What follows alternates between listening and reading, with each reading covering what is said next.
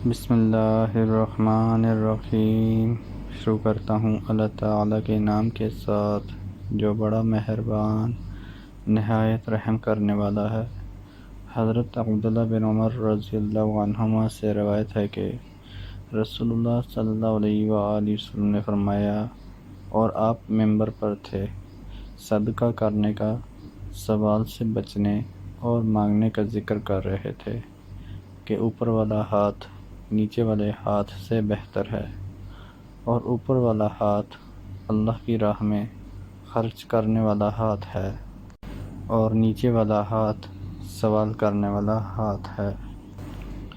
مالک بن نزلہ رضی اللہ عنہ کہتے ہیں کہ رسول اللہ صلی اللہ علیہ وآلہ وسلم نے فرمایا، ہاتھ تین طرح کے ہیں: اللہ کا ہاتھ جو سب سے اوپر ہے، دینے والے کا ہاتھ جو اس کے بعد ہے، اور لینے والے کا ہاتھ جو سب سے نیچے ہے۔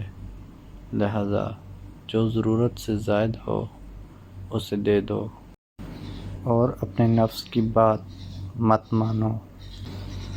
حضرت ابو رافع رضی اللہ عنہ سے روایت ہے کہ نبی اکرم صلی اللہ علیہ وآلہ وسلم نے بنی مخزوم کے ایک شخص کو صدقہ وصول کرنے کے لیے بھیجا۔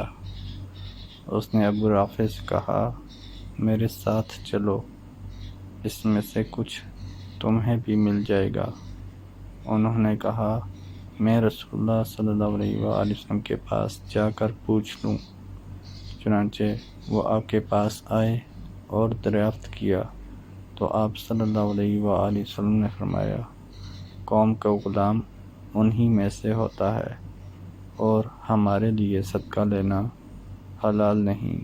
حضرت جابر رضی اللہ عنہ سے روایت ہے کہ نبی اکرم صلی اللہ علیہ وآلہ وسلم نے فرمایا، جس آدمی کو عمرہ دیا گیا وہ اس کا ہے، اور اس کے گھر والوں یعنی ورثاء کا ہے، کیونکہ وہ اسی کا ہو جاتا ہے جس کو دیا جاتا ہے، عمرہ دینے والے کی طرف نہیں لوٹتا ہے، اس لیے کہ اس نے ایسا عطیہ دیا ہے جس میں میراث ثابت ہو گئی ہے۔